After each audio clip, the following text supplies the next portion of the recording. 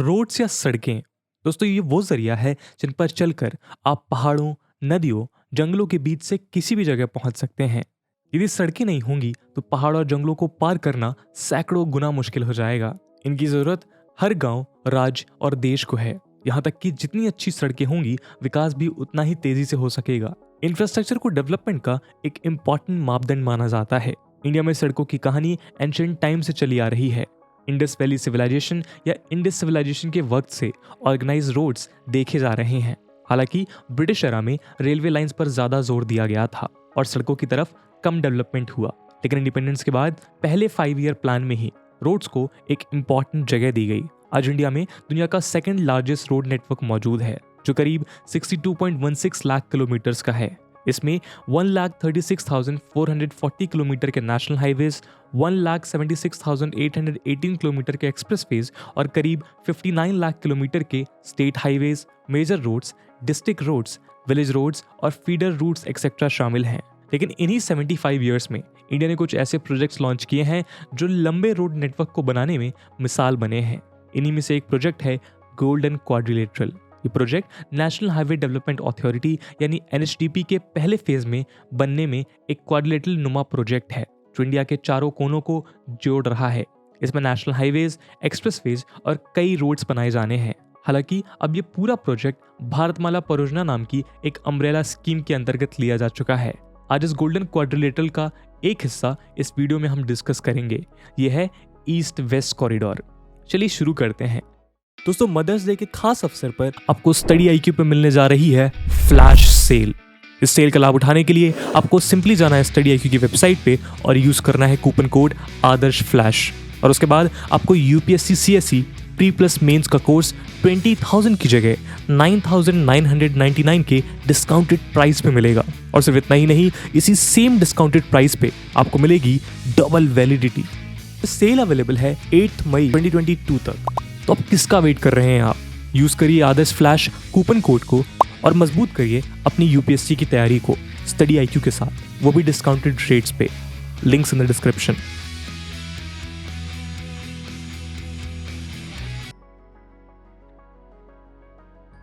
East west corridor हमारे former prime minister late Atal Bihari Vajpayee ji का dream project था।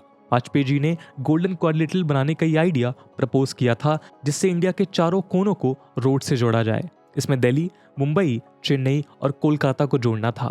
इस प्रोजेक्ट में ईस्ट वेस्ट और नॉर्थ साउथ कॉरिडोर्स भी जोड़ दिए गए। रिसेंटली NHAI ने इसके बचे हुए 2 हिस्सों को कंप्लीट करने के लिए 1,674 करोड़ रुपीस सैंक्शन किए हैं। तो लग रहा है कि करीब 25 साल पुराना ये प्रोजेक्ट अब कंप्लीट हो जाएगा। असम के दीमा हसाओ जिले में ये प्रोजेक्ट के 2 स्ट्रेचेस बाकी हैं। बाकी करीब करीब इसका पूरा कंस्ट्रक्शन हो चुका है। असम के सिलचर से शुरू होकर गुजरात के सौराष्ट्र तक कनेक्टिविटी देने वाले 3,300 किलोमीटर लंबे इस रोड को लेट अटल बिहारी वाजपेयी ने अक्टूबर 10, 1998 को अनाउंस किया था। रोड का फाउंडेशन स्टोन 2004 में उस वक्त के minister for surface transport BC Khanduri और फाइनेंस मिनिस्टर जसवंत सिंह ने रखा और काम शुरू होता नजर भी आया। क्वाड्रिलेटरल के नॉर्थ वेस्ट कॉरिडोर और ईस्ट वेस्ट कॉरिडोर को 2007 में कंप्लीट हो जाना था। हालांकि ये मैमथ मैग्नीट्यूड की लेंथ वाला रोड था और देश के 2 कोनों को जोड़ रहा था, लेकिन कई कारणों से ये कंस्ट्रक्शन धीरे धीरे आगे बढ़ा और अब केवल 2 ही स्ट्रेच हैं जिन्हें पूरा करना है। नारिम बांग्लो जतिंगा सेक्शन और जतिंगा हरिनगजाव सेक्शन ही नेशनल हाईवे 54 के ऐसे 2 स्ट्रेचेस हैं जहां ईस्ट वेस्ट कॉरिडोर का काम बाकी है। इन्हीं दोनों को पूरा करने के लिए बजट भारतमाला प्रोजेक्ट के तहत एलोकेट हुआ है। Union transport minister Nitin Gadkari ने कहा कि काम जल्दी शुरू हो जाएगा। ये दोनों स्ट्रेच की कंबाइंड लेंथ 49.23 किलोमीटर है, जिसमें से कुछ सेक्शंस मार्च 2023 तक कंप्लीट हो सकते हैं। पहले बालाछेरा हरनगजाव स्ट्रेच 31 किलोमीटर का था, जिसके रूट को रीडिजाइन कर अब 25.12 किलोमीटर का किया गया है। इस रीडिजाइनिंग के पीछे जियोमॉर्फिक फैक्टर्स हैं। जियोमॉर्फिक फैक्टर्स जैसे लैंडस्लिप, मॉनसून के वक्त हैवी रेनफॉल एक्सेट्रा। ये रोड इंडिया के कई बड़े शहरों, जिलों, राज्यों को कनेक्ट करेगा। ये कई कस्बों से होकर निकलेगा। हम कुछ मेजर सिटीज पर इसका पाथ ट्रेस करते हैं। वेस्ट में गुजरात के पोरबंदर से शुरू करते हुए ये रोड राजकोट, सामाखिलाई, रधनपुर के बाद राजस्थान में पिंडवारा, उदयपुर, चित्तौड़गढ़, कोटा, मध्य प्रदेश में शिवपुरी, उत्तर प्रदेश में झांसी, कानपुर, लखनऊ, फैजाबाद, अयोध्या, गोरखपुर, बिहार में मुजफ्फरपुर, दरभंगा, सुपौल, पूर्णिया, किशनगंज, वेस्ट बंगाल में दलखोला, इस्लामपुर, सिलीगुड़ी, जलपाईगुड़ी, अलीपुरद्वार, असम में दिसपुर, बोंगाईगांव, बरामा, गुवाहाटी, नगांव, दबाका, ल्यूमडिंग और हैफलॉन्ग को जोड़ते हुए सिलचर में एंड होगा। दोस्तों, ये हिस्सा अपने आप में मैसिव प्रोजेक्ट है, लेकिन आपको बता दें कि ये भी एक प्रोजेक्ट का ही हिस्सा है। जी हाँ, ये गोल्डन क्वाड्रिलेटरल नामक एक बेहद विशिष्ट परियोजना का हिस्सा है जो अब भारतमाला का हिस्सा बन चुकी है। चलिए अगले सेगमेंट में हम गोल्डन क्वाड्रिलेटरल को डिस्कस करते हैं। Late Atal Bihari Vajpayee led NDA government के हिस्से में कई अचीवमेंट्स होंगे, पर 5846 किलोमीटर का गोल्डन क्वाड्रिलेटरल हाईवे उनमें सबसे बेहतरीन उपलब्धि है। ये दुनिया में सबसे लंबे हाईवेज में से एक है, जो नॉर्थ में दिल्ली, वेस्ट में मुंबई, साउथ में चेन्नई और ईस्ट में कोलकाता जैसे बड़े शहरों को जोड़ता है। ये बेसिकली एक नेटवर्क है जो क्वाड्रिलेटरल जैसा दिखाई देता है, इसलिए इसे स्वर्णिम चतुर्भुज या गोल्डन क्वाड्रिलेटरल यानी जीक्यू हाईवे कहते हैं। इस प्रोजेक्ट को 1999 में प्लान किया गया और 2001 में आधिकारिक तौर पर इसका काम शुरू हुआ। यदि नॉर्थ साउथ और ईस्ट वेस्ट कॉरिडोर को एक तरफ रखें तो गोल्डन क्वाड्रिलेटरल 2012 से ऑपरेशनल है। इस प्रोजेक्ट के अंडर नए एक्सप्रेसवेज और हाईवेज बनने के साथ साथ एग्जिस्टिंग हाईवेज को रैंप अप भी किया गया है। Efficient transportation, economic development, seamless connectivity provide करने के साथ साथ दूर दराज के इलाकों में कनेक्टिविटी प्रोवाइड करने वाला यह प्रोजेक्ट एक तरह से भारतमाला परियोजना का प्रीडिसेसर है। ये इंडिया के मेजर शहरों को जोड़ता है, जिसे दिल्ली से शुरू होकर ये रोड जयपुर, उदयपुर, अजमेर, अहमदाबाद, गांधीनगर, मथुरा, वाराणसी, आगरा, कानपुर, मुंबई एंड पुणे, बैंगलोर, विशाखापट्टनम, चेन्नई, भुवनेश्वर और फिर कोलकाता वेस्ट बंगाल में खत्म होता है। हालांकि इसके बाद ये कोलकाता से दिल्ली को भी जोड़ता है। क्वाड्रिलेटरल की साइट्स की तरह ही इसके भी 4 मुख्य सेक्शंस हैं। पहला सेक्शन में नेशनल हाईवे 2 दिल्ली से कोलकाता है, जो 1454 किलोमीटर का है। ये स्ट्रेच हरियाणा, यूपी, बिहार, झारखंड और वेस्ट बंगाल में मथुरा, फरीदाबाद, आगरा, इलाहाबाद, फिरोजाबाद, कानपुर और वाराणसी से होते हुए कोलकाता को जोड़ता है। दूसरे सेक्शन में कोलकाता से चेन्नई का 1684 किलोमीटर लंबा रूट है, जिसमें वेस्ट बंगाल, आंध्र प्रदेश, उड़ीसा और तमिलनाडु शामिल हैं। वहीं तीसरा सेक्शन 1290 किलोमीटर का है, जो नेशनल हाईवे 4, NH7 और NH46 पर चलता है और चेन्नई से बैंगलोर होते हुए मुंबई को जोड़ता है। फोर्थ सेक्शन में 1419 किलोमीटर का रूट दिल्ली से शुरू होकर अजमेर, उदयपुर, गुड़गांव, जयपुर, गांधीनगर, अहमदाबाद, वडोदरा, सूरत होते हुए मुंबई को जोड़ता है। इस तरह पूरा प्रोजेक्ट एक क्वाड्रिलेटरल बनाता है। इसी में डायगनली नॉर्थ एंड साउथ और ईस्ट वेस्ट नाम के 2 कॉरिडोर जोड़े गए हैं। दोस्तों, ये सभी प्रोजेक्ट्स अब भारतमाला परियोजना के अंतर्गत शामिल कर लिए गए हैं।